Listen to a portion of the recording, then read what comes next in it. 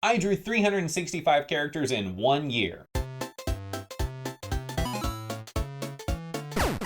Hey guys, I'm Andrew. This right here is primarily a pixel art channel, and the way that I make a lot of pixel art is actually by drawing it in advance. I trace that drawing and start coloring it one little dot at a time. Now, if you're trying to learn how to draw, the internet will tell you to draw every day. The internet will also tell you not to draw every day, and it'll tell you, draw when you feel like it. The advice is all over the place, but I actually did draw nearly every single day, enough to complete 365 characters within a year. I'm going to tell you all about the challenge I took on, the good stuff that happened. We're going to say 5 good stuffs. We'll talk about the 4 bad stuffs, and then I will talk about whether or not this is a challenge I would recommend for other people. Are y'all familiar with Inktober? The idea is you draw a new drawing every day based on a prompt from a list. So one prompt could be Dune, and you'd have to draw a Dune-themed picture, or trap, and you'd have to draw something that is clearly a trap. I decided I would take on a new challenge every single month, all year, 12 challenges, and see what happens. If nothing else, I figured this would be a good way to boost my Instagram followers, so I'll let you know how that worked out at the end of the video. But first, here's all 12 prompt lists. Creatuanary, Faebruary, March of Robots, April Bunnies, which I made up myself, Mermay, Kaijune, Julycanthropy, Drawgust, Sketchtember, Drawlloween, Huevember, and Drawcember. First, here's a base for where my art was before I even started this challenge. What I considered a completed piece was always a character with a solid black inked outline, cartoony colors that usually had a standard tone, a shadow, and depending on the material, a highlight. Alright, let's discuss the good stuff. Stuff number 1, how to work fast. Part of why I took this thing on was because I was so slow. Like with this picture right here from a year prior to starting this challenge. A girl at work had asked me to make this picture. I think the girls turned out okay, but this took me weeks, like actual weeks. And when you have to draw faster, well, you have to draw faster. In February, I drew and colored this entire image of 6 characters in 2 days. Quality-wise, there's not much of a difference. And that leads into stuff number 2, finding shortcuts.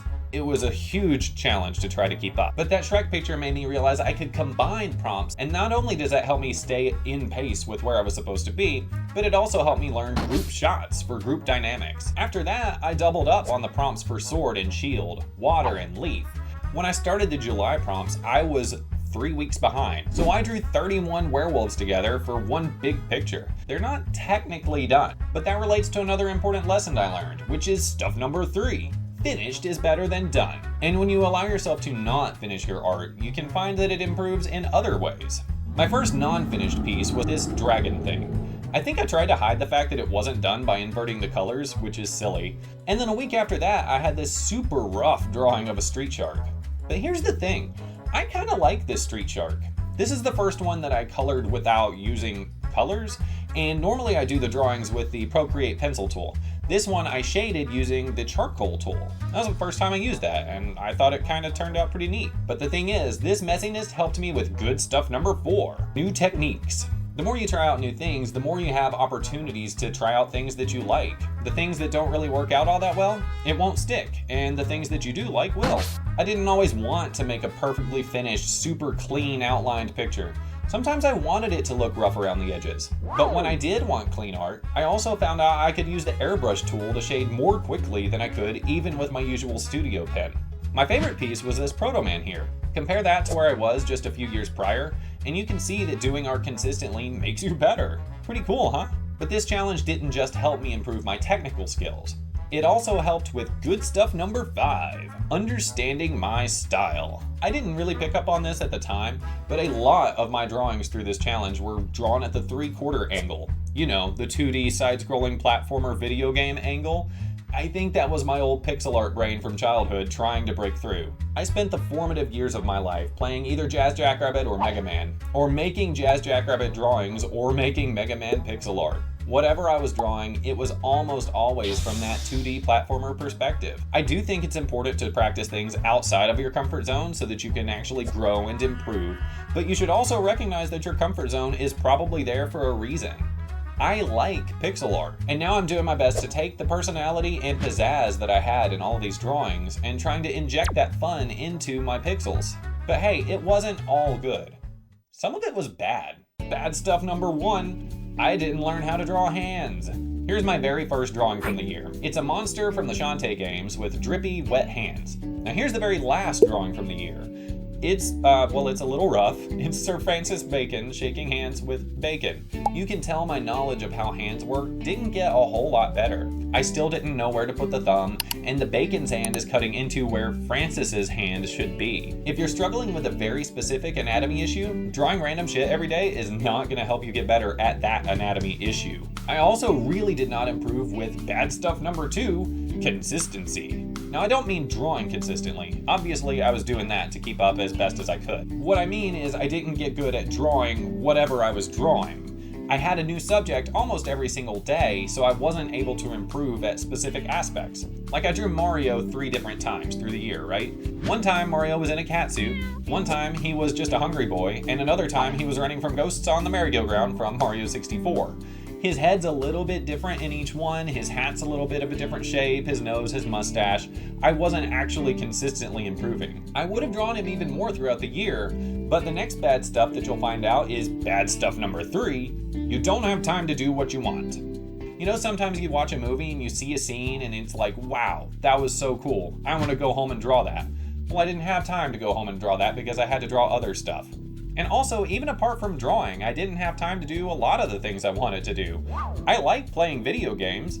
There's not really time to play games when you're drawing all the time. And I need y'all to know that this was for a very small audience, because it turns out, bad stuff number 5, this is not how you grow an audience. I didn't write down the number of Instagram followers I had when I started this challenge, but it was about 150 or so. It's been a couple of years since then, and I have managed to work my way all the way up to, 386 followers right now. It was not a huge jump at all. This was actually back in 2021, aka the year that Instagram started pushing Reels to try to catch up with TikTok. So if your post wasn't a Reel, it wasn't getting any traction, etc., etc. But realistically, I don't think this is how people work. You know, forget the algorithm. Human beings who follow your stuff. The people who followed me for the monsters I drew in January probably didn't care much for the robots I drew in March. And those people probably didn't care much about the mermaids I drew in May. And those people probably didn't care much about the monsters I drew in June. And now all I post is pixel art. This has not been niching down to build up an audience at all. It's been throwing spaghetti at the fan. And is that a phrase? I don't think people throw spaghetti at the fan. If I had done this only to grow an audience, I would have been severely disappointed. But real talk, I'm not disappointed. I'm really proud of what I did. But do I recommend drawing a new character every day for an entire year?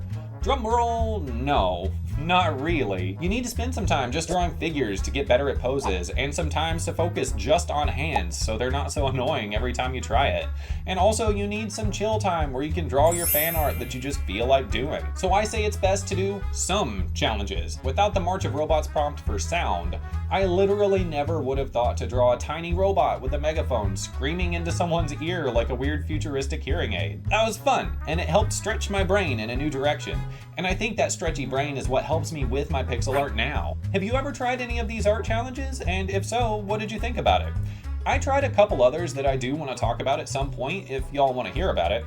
And in the meantime, follow along for more pixel practice. In retrospect, it might a little bit